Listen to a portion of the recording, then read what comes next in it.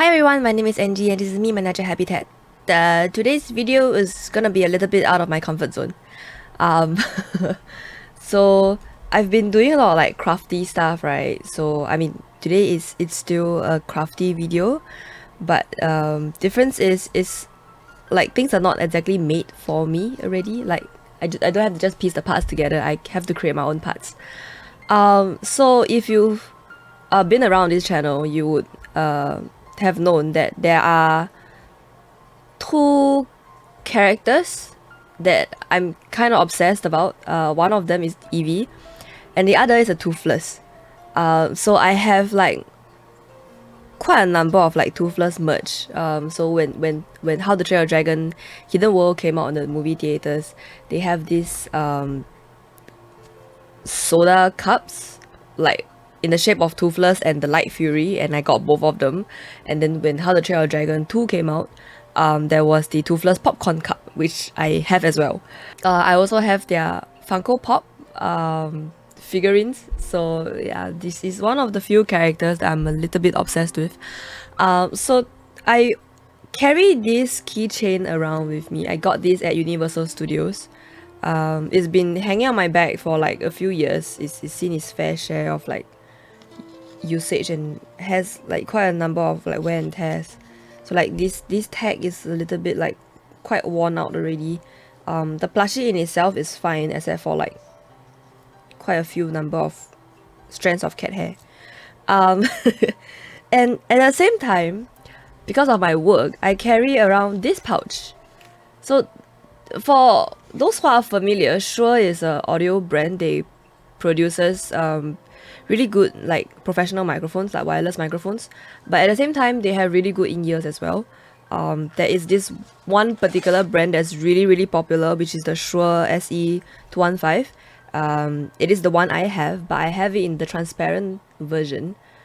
So most people would recognize the blue plastic transparent one. That's like the most common one that I've seen. They have a few versions of this in here, so I got a transparent one because like I thought it was cool to just see it, the inner drivers and everything. So I carry this pouch with me along with the Toothless keychain, and then one day I realized these two are actually really similar in shape. So I thought, why not like merge them together so that I just carry one item with me instead of both, and then I can keep these Toothless at home. Little bit heart pain because like it's going through a lot whenever I bring it out. So what I got was I'm not gonna tear this apart.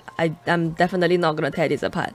What I got was I bought like this plushie fabric online. I'm not sure like how clear you can see it, but it's like this fluffy fabric. So I got this online. I got like a piece of just thin yellow fabric for the eyes. But I also do realize that the eyes are kinda in this like fluffy fabric as well. So maybe I should have gotten like a yellow version of that fabric too. But the main bulk of the eye, the pupils, actually like embroidered in.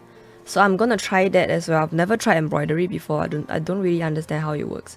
So some learning curve for me.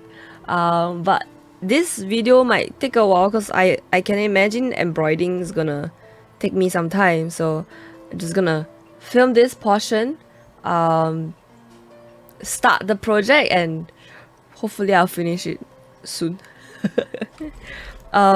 For the Shure pouch, I'm not gonna be removing the branding. I think like it should just stay there because this pouch is iconic enough in a sense, like in its own way. So I'm gonna change up the back. In the beginning, what I thought was there's this inner piece of lining that I could remove. Like just take out all the stitches, remove the inside lining, and then sew the eyes directly on top of this material here. But then I thought like maybe why not just, since I have the materials, make it a little bit nicer. So I will cover this part up with the plushy fabric. What do you call it? Plush fabric.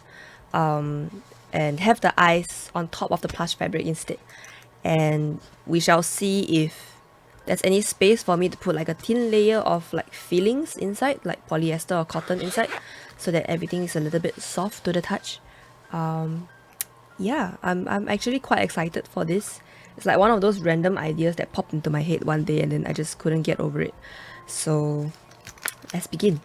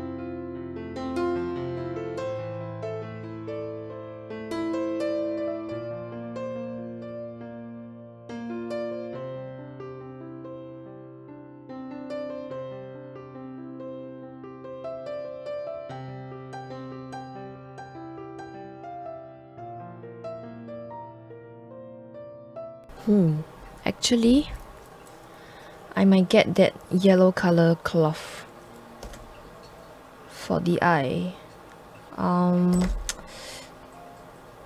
This one, because just like a flat thin piece of cloth, right, doesn't give off that vibe that I wanted. And then even with embroidery, I don't think that's gonna help a lot, because like you can clearly see like the fluff is embedded into the fabric, so embroidery wouldn't help. So I'm gonna get that yellow cloth instead. So in the meantime, I mean, I'm expecting this to take a few days, so I will finish up the ears as well as the main body of Toothless.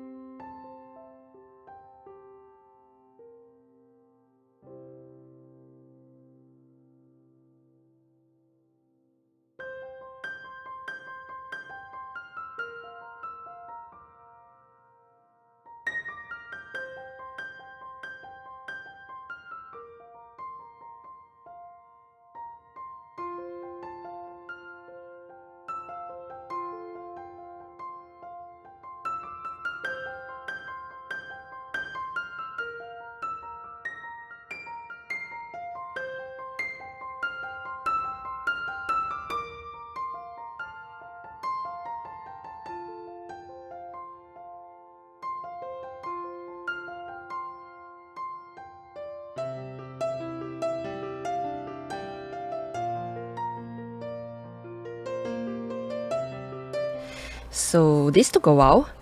Um, I struggled a lot with the embroidery part. I mean, I kind of expected it, but I kind of didn't. Didn't expect it to be that difficult.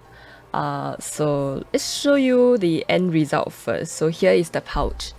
The thing that I'm a little bit annoyed with now is that this Shure logo is actually upside down. So yeah, this is how it looks like with the ears on the back, and this is the other face.